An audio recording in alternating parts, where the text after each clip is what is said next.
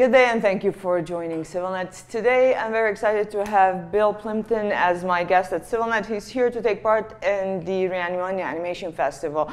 Mr. Plympton is an Academy Award nominated cartoonist, graphic designer, animator. I'm sure you know a lot of his work. His graphic designs have, graced New York Times and Vogue covers. Welcome to Armenia. Thank you. I'm so happy to be here. Well, tell us a little bit about your impressions from an animation festival in Armenia. Well, it's a young festival, but what's really exciting is the young kids. I have so many fans that are like in high school and college, and they all know my work from the internet, of course. And so I think the future of animation in Armenia is really bright. I think there's a lot of young kids who want to be animators and they want to learn the industry, and the film festival is a perfect place for them to connect with professionals and learn the business. Is this coming from the master class you had, right? You met with the kids? Yeah, I did something up at Tuomo. Is that how you pronounce it? Tuomo? Tuomo, thank you. And I was very impressed. The workshops they have there, all the technology, all the young kids and their excitement over animation was something I was very jealous about, because when I was a kid, I didn't have that stuff. I had to learn myself. But these kids at a very young age are learning things that I learned just last week. Well, I was reading your biography and you attributed the fact that you learned how to draw, took an interest because it was so rainy outside and you played inside a lot of the time. Now kids in Armenia have the potential to become cartoonists, animators, graphic designers because they have Tuomo. Yes. Well, what's the difference? What kind of professionals they'll end up being? Well, that's a wonderful thing now. When I was in college, there was no future in animation. It was really a dying art form. But now there's so many opportunities: the internet, television, movie theaters, games, all sorts of different options, advertising that they can go into.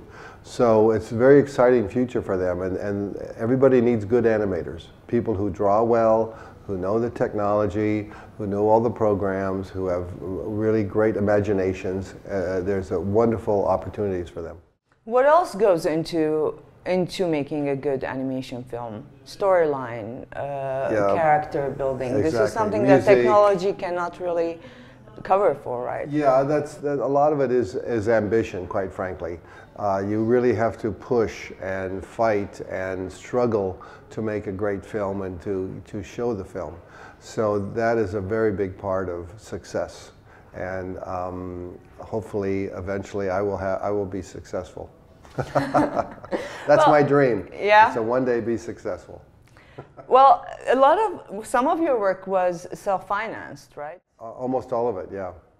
Is it something that can still be done or should still be done in animation in art generally? Well, I talk about that in my master class. As you know, the U.S. has very little grants for artists, not unlike Europe and Armenia. But I'm able to sell my films all over the world because they're funny and people like to laugh.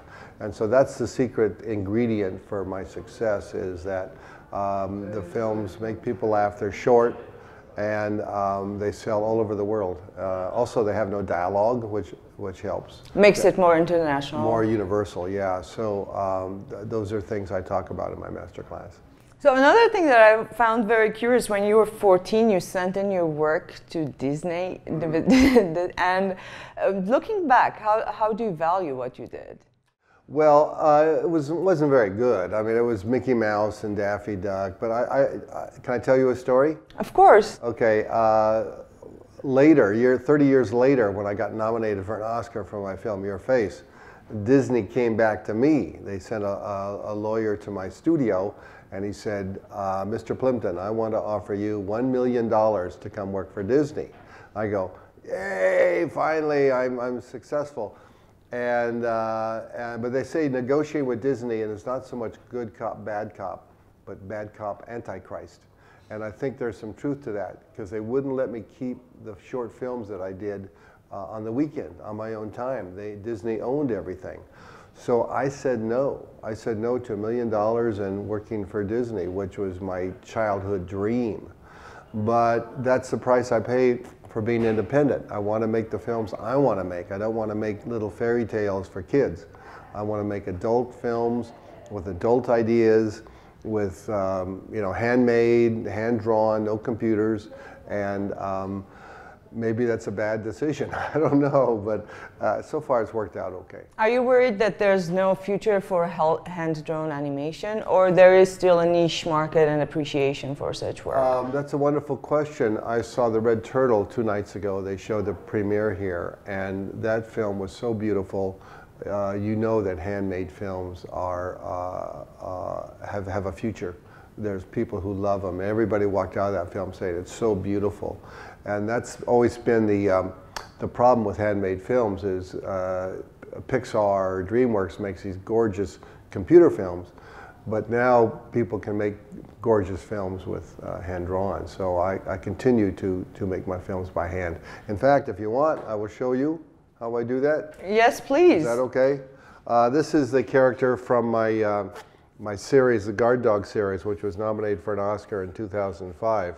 And he's become my Mickey Mouse. He's very popular. It's only for short films. He's only a short film character, but he always gets himself in trouble because he wants to be loved. And I think that's a universal need, that everybody wants to be loved, but he loves too much. That's his problem. Let me give him a smile. He's always happy. He's always jumping and bouncing around. And are people slightly annoyed with him? No, they love him, but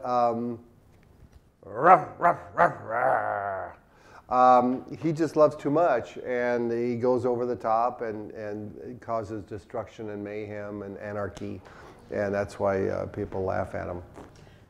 You talked about your subjects, and you said you like to make funny films and also very serious. And I've seen some of your work, and whatever serious is very grave. It's actually very dark. And how do you navigate between? The serious films I make have always a undercurrent of humor. Of course. Because they're very surreal, they're very exaggerated, they're very stylized, and I think what you're referring to is my noir films. I've made two feature films that are very dark and sort of black and white, but the reason they're that way is for the humor. So for me, the humor is the key. I think that humor is a very valuable emotion. I think that in these days of terrorism and financial insecurity and immigration, we need to laugh. We need to find the humor in life. I even think there should be a Nobel Humor Prize. I think that's a very important step into recognizing humor. And so that's what I do. I like to make people laugh. And even though some of the films are dark, they're not depressing. They always have a happy ending. Everybody lives, nobody dies, and hopefully everybody goes home happy. Well, if there was a prize for humor, who would you nominate? Well, I like Woody Allen. I think Woody Allen is very funny. The Coen brothers are very funny. Jim Carrey, you know, there's a lot of humorous out there. Did you come to understand or in touch with Armenian humor at all? No, but right after this interview, I'm going to see a program of Armenian films, and so then I will discover it. Oh, there was that one director, he died 8 years ago. I forget his name now, it's a very long name, but he did animation. It was very funny and very surreal and bizarre and kind of like Yellow Summer. Yes, that's it, thank you. So I have seen some Armenian films that are funny, and he was one of them.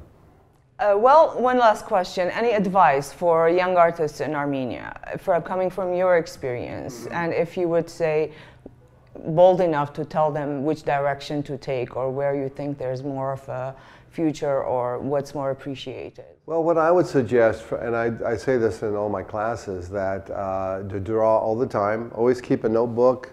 This is my notebook, and always make sketches, especially ideas. If you have a funny idea. And then make a short film. Make it 5 minutes or less. Make it very cheap. Don't spend a lot of money on it, and make it funny. And send it to the festivals. And that's where I got discovered, and people saw my films, and MTV bought them, BBC, Canal Plus. That's where I made all my money, and that's how I'm able to survive as an independent without government grants or Hollywood money or corporate grants.